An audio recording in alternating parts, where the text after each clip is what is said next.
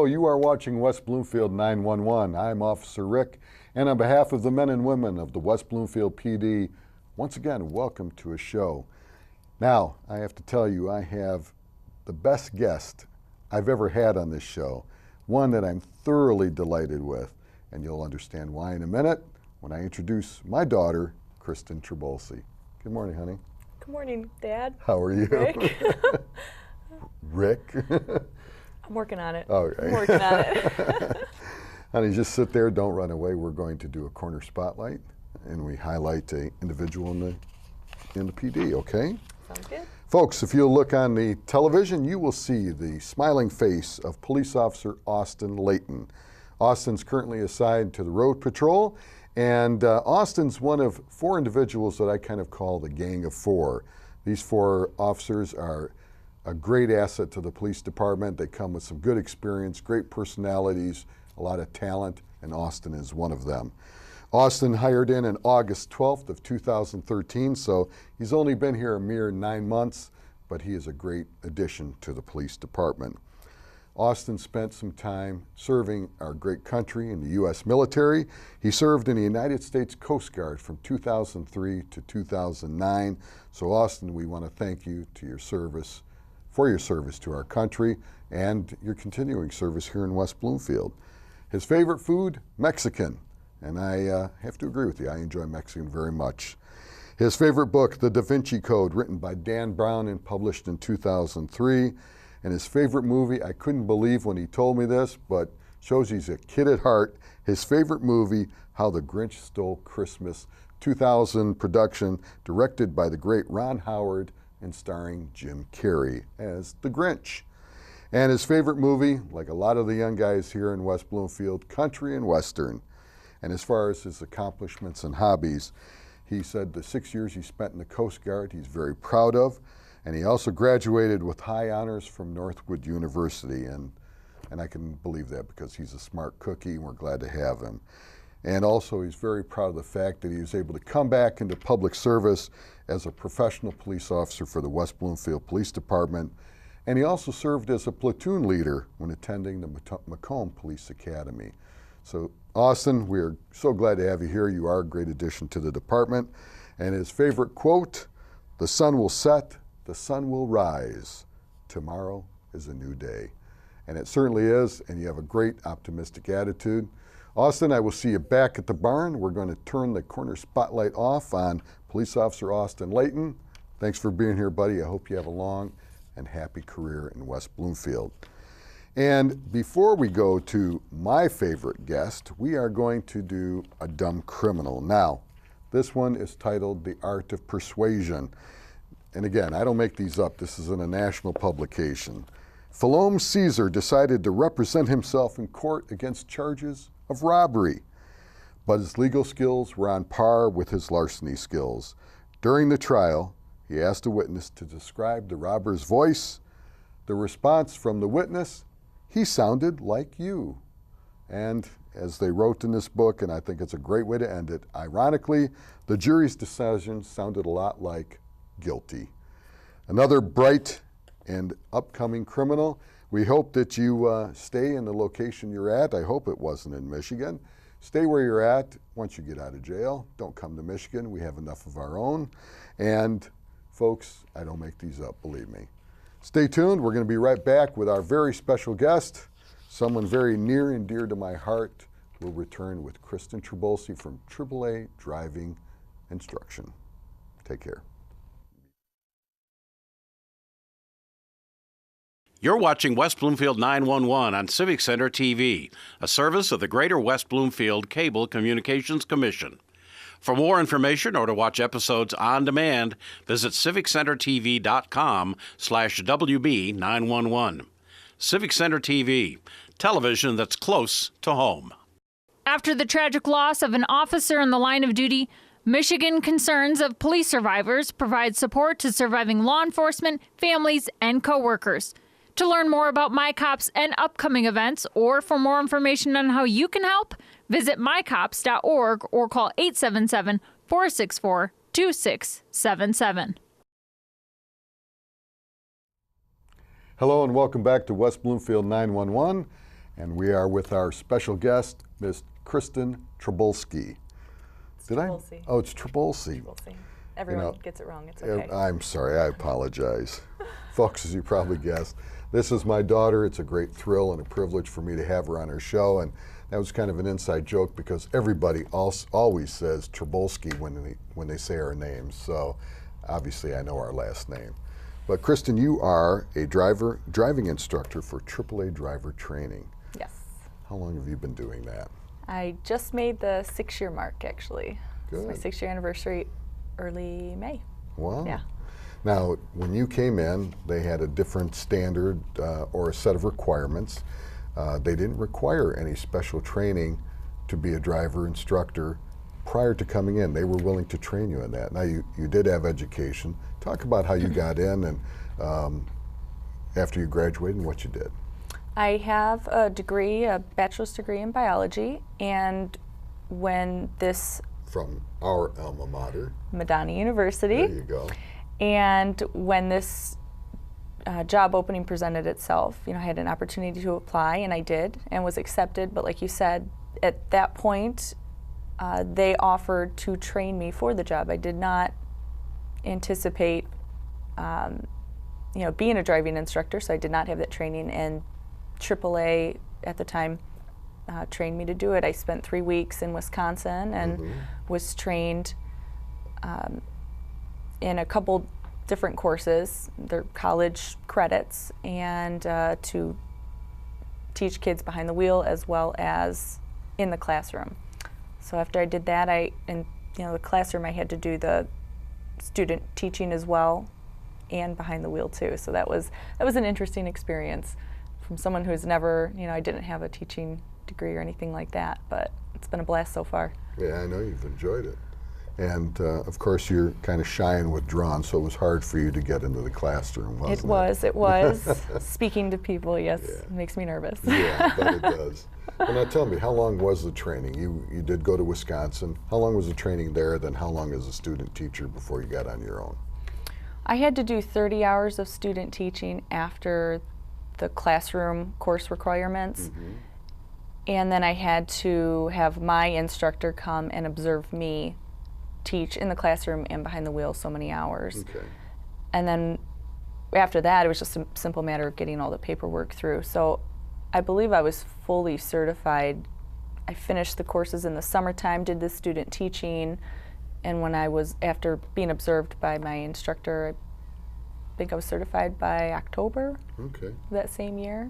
So still had a lot of learning to do, but I was certified at that point. Well, we never stop learning. Exactly. And then, of course, you also have continuing education, correct? Yes. And in fact, you just came back from a class not long ago that was held out in Mount Pleasant. Yes. Now, how often do you do continuing education? Our credits are covered by 2 conferences a year. We attend the Michigan Traffic Safety Summit in Lansing, and we have also attended the MITSIA conference at Soaring Eagle. And MITSIA is the Michigan Driver Traffic Safety Education Association. Okay.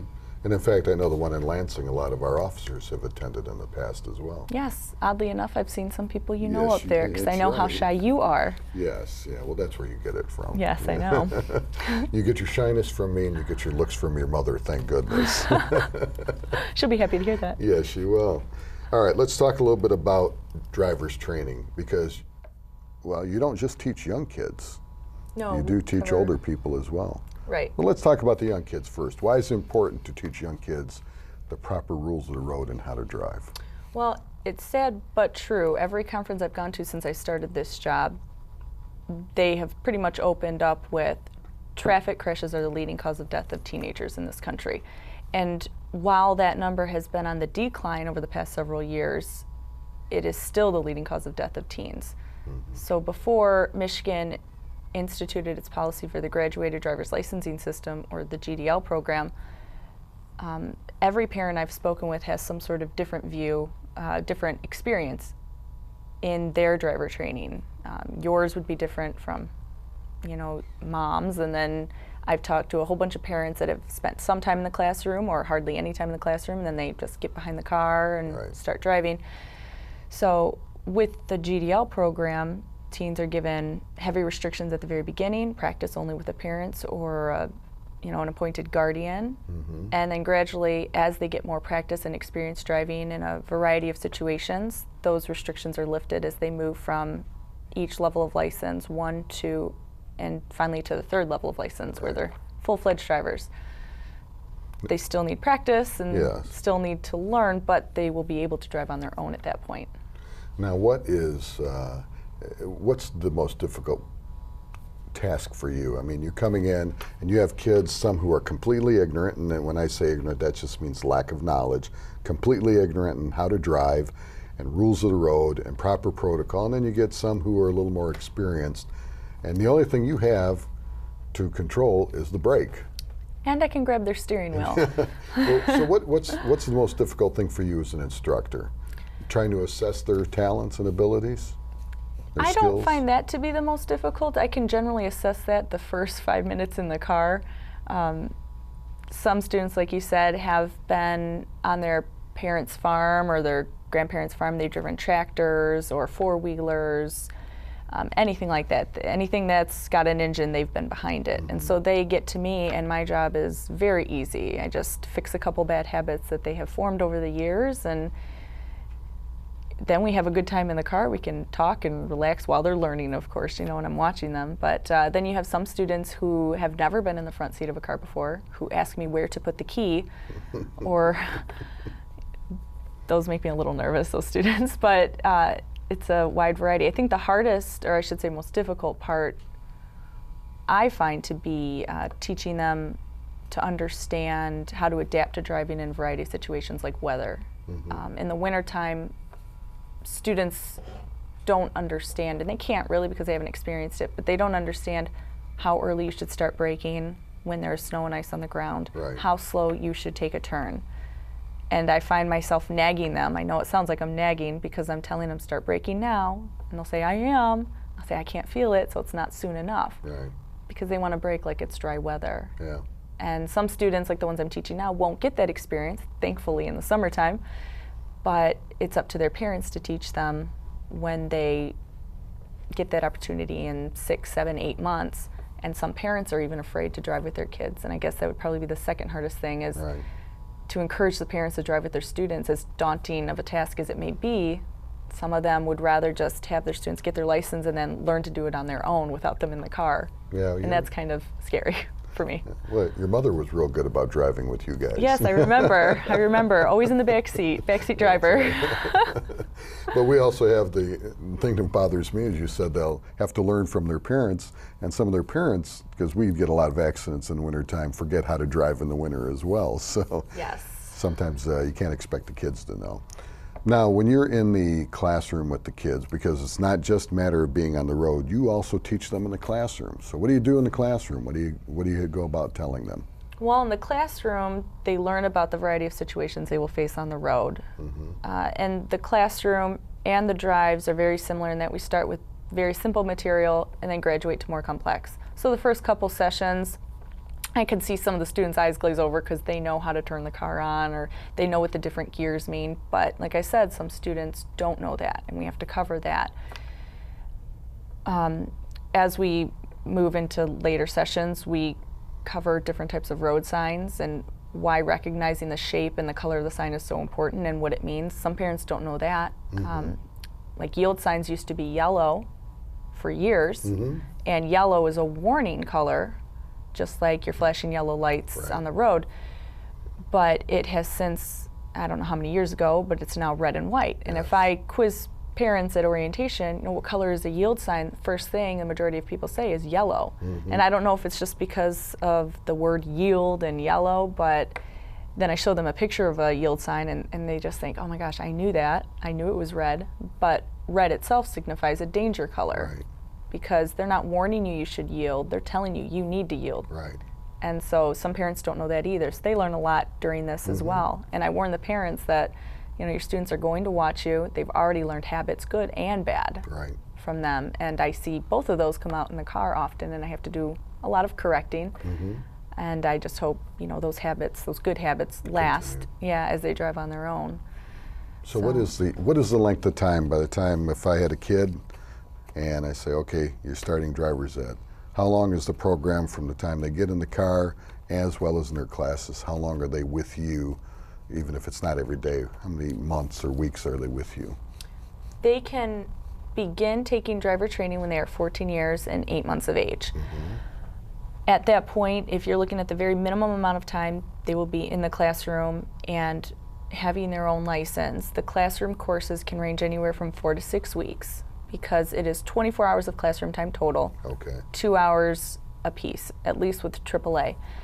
And it could either be 4 or 6 weeks depending on whether it's in the summertime, a more condensed course, or in the fall time during the school year, it's a little more expanded. After they complete segment 1, and that includes the drive times, which is mandated by the state that they have to drive at least 6 hours with an instructor. Once they complete all that, then they can get a certificate from me, and they will be able to go get their level 1 learner's permit from Secretary of State. And at that point, let's say after 6 weeks maximum, with all the drives included, then they begin driving with their parents. And it comes down to them keeping track on the calendar, getting the right amount of drive times, and all the practice hours that they can do, and keep track of it in a log. They will have to be back for another segment, which is called segment 2, which is only 6 hours of classroom time broken up into 2-hour classes again. And then after they complete segment 2, it's just down to the driving. So they could complete everything within about 7 months or so, because they have to be on that level 1 permit for at least 6 months in order to take the road test, assuming they have no at-fault violations or anything like that. Well, now for a student that maybe is struggling and they haven't quite gotten their regular license yet, are there remedial programs in between? Let's say the average student is finished and he's ready to go on to get his license, but someone else is struggling. Can they come back for some remedial training before moving on? AAA does offer individualized driving hours. You can purchase as many hours as you want, and it would just be with me behind the wheel, and we always discuss what they'd like to cover and then what I think we should put some emphasis on. But I'm driving with an adult right now who just hasn't been driving for the past couple years, and so we're doing 4 hours, like 1 hour twice a week, and just getting her back on the road and bringing back those habits again, what she's forgotten, and she's catching on very quickly, so she's kept a lot of it in memory. It's like muscle memory for her. Yeah. Well, now let me ask you, I know, I took driver's ed many years ago, and at the end of the program, they showed us a movie, I'll never forget the title, it was called Mechanized Death. And they kind of wanted to scare you into driving well. And there was really no pushing seatbelts in those days, they were voluntary, but they still wanted you to drive well. Do they still kind of have that type of movie today, whether it be texting or wearing your seatbelt? Do they have anything where it almost tries to scare the kids to a certain extent, that if you don't drive well, obey the law, this may be the end result? We have some videos similar to that. The manager of our program is not big into the fear factor. She doesn't like gore, and we agree with that, but there are certain videos and clips, a lot of PSAs that are already out there, but we use those in the classroom, like texting and driving. There's one we use called The Last Text, and that's very, we get a good reaction from it from the students. They are affected by it, like that. They'll tell me, that was, Miss T, can you please not show me that video again? I never want to see that. Why would you show us that? And then it leads into a good discussion. And again, it's one of those things where I hope that feeling stays with them when they're driving on the road on their own, and that text message comes through their phone. It's very tempting to pick up. But Mechanized Death, we don't have that. But there are a couple videos that was probably similar. Black and white anyway. Yeah, VHS maybe. We don't use those anymore. Back in those days it was reel to reel. Oh, yeah, no, we don't have those anymore. I didn't think so. So yeah, some stuff like that. You know what reel to reel is, right? I was just going to Google that on my phone later. All right, let's move on. Now, you don't just teach kids, and in fact, I got to know some of the people at AAA initially because of me and, as you know, my old partner, Tom Common, we took a class through AAA on driver's training for the elderly. Why do some people, once they've been driving for years, as they're getting older, why is it important for them to come back and get some remedial, I hate to say remedial training, but some training to learn how to drive as an elderly person versus being a younger person?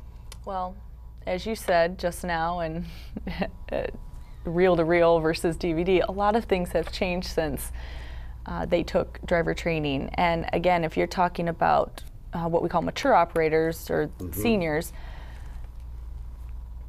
I don't know how many of them have actually taken a formal driving education course. And some of the stories they share with me, oh, I learned when I was 12. My dad just sat me on his lap, or just drove with me around in the truck. So the vehicles are different. The technology is extremely different compared to when some of these seniors learned, 1930s, 1920s. And there are a lot of new ways to drive out there, visual aids you can use to help them park with greater accuracy, drive with greater accuracy, especially since, as we age, our sight diminishes, makes it more difficult for us to see things in time, to react to them in time. So using the vehicle technologies as well as some of this new information that I have to offer them will help them become safer drivers, as well as, of course, it's all in them knowing their limitations and what they are comfortable with. Yeah. Well, and I think that's important for people to realize, is that just because you're older doesn't mean you can't drive, but it may be important to limit when you drive. Right. Just as some kid who's young doesn't have the skills, even though they may have all the physical attributes, they don't necessarily have the skills and the mental development to handle things as well as someone who's a little older and driving for many years. As we get older, some of those physical skills have deteriorated, eyesight, not the inability to turn our neck as much, that sort of thing. Do you help these elderly people with the cars as well, teaching them what's in the cars and helping them adjust their seats and to the best position for them to drive? Is that part of the instruction? We do have a mature operator program, and it is offered, we have a couple classes that are offered in each location throughout the year. The closest location to the West Bloomfield area would be either Farmington Hills or Birmingham. And with the mature operator course, it's a 4-hour course, and we go through all these different things that I mentioned earlier, talking about roundabouts and how to identify new certain road signs. For example, there's a new sign color that's out on the roads, which is like a fluorescent pink. And some people may not recognize that as being any different than all the other signs, but it does have a different meaning. And so being able to recognize that as a warning sign, knowing what to prepare for in advance for some sort of unplanned event. But also outside of the classroom time, we do something called Car Fit, which it's up to the seniors if they want to do it, and a lot of them take that opportunity. I will go with them to the car, and I run through a checklist of items where I'll check to make sure they are properly using their safety belt. It should not be rubbing against the neck. It should not be on their stomach. There are ways to adjust the belt so that it's more comfortable for them and safer. Make sure they're seated far enough from the airbag. Do they know where their hazard lights are, where their high beams are, where their parking brake is? Some seniors don't know where the parking brake was. Some seniors don't even realize how much they can adjust the seat, if any. Some just sit in the car and they will sit in it. Oh, this is how my husband uses it. And they'll keep it that way. And I keep telling them, it's got to fit you like a glove, not your husband. When you're driving, it needs to fit you. Right. Well, now let's go over a little bit, because we are starting to run short of time. Your driver's training program, what else do they offer besides mature driver's instruction, driver instruction for young kids? What are some of the other things you offer? Do you offer car seat checks and so on? Are there some other things you guys offer? The driver training program doesn't offer the car seat checks. We, I believe, only have one car safety seat technician now in Michigan. I believe she's located in Dearborn. And yes, she would do the car seat safety checks. That would be more or less in the traffic safety department though, whereas driver training is a little bit different. We're our own separate entity. But outside of the segment 1 and segment 2 for teens, we offer those individualized driving for not just teens, but adults and seniors. And we offer, like I said, that mature operator program as well. Now, if anyone has any questions and they would like to talk to Christan Trabulsy or to AAA about their driver training program, do you have a phone number or a website they can use to contact your organization or to contact you? Yes, the number they can use is, well, first of all, the website they can use is www.aaa.com/drive. And it's actually got all the phone numbers for whatever location they are interested in, because we have a location in Canton, Farmington Hills, Birmingham, Ann Arbor, Troy, Shelby, and we have a couple more that I just can't list right now. It's just so many. Give that real quick one more time. Which one? The website. The website, www.aaa.com/drive.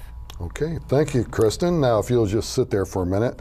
Usually, folks, you know that we honor a fallen officer, and in a sense, we still are going to do that. But today, I would like you to remember, and this is a belated thing, we should have done it earlier, and I apologize that we did not, but we would like you to just remember the service and sacrifice of K-9 Officer Rocky of the West Bloomfield Police Department. Yes, that's not a police officer who forgot to shave. That is one of our canines. And as you know, in law enforcement, we trust these dogs. They become to the handler more than a pet, more than a partner, more than a family member. They are all of the above. They spend 24 hours a day with these critters who are trained in such things as tracking, handler protection, drug detection. And K-9 Rocky served loyally and diligently with his handler, Police Officer Larry Misfit, who has since retired, and he died while on duty on September 29, 2007. So we say goodbye to K-9 Rocky. We thank you for serving faithfully all those years. And once again, I'd like to thank a very special guest, my lovely daughter, Rick Trabulsy, for coming on the show. Thank you, honey, for coming on. She's a driving instructor for AAA driver training. I want to get that right, AAA driver training. So we thank you for coming on, honey. Folks, thank you for watching. And please remember to tune us on at Civic Center TV. And if you can't catch us on the telly, you can go to the internet on demand at civiccentertv.com. On behalf of Chief Michael Patton, the men and women of the West Bloomfield Police Department, thank you for watching. And remember, take care of each other. Be safe. Tomorrow's promised to no one. I'm Officer Rick. We'll see you again on West Bloomfield 911.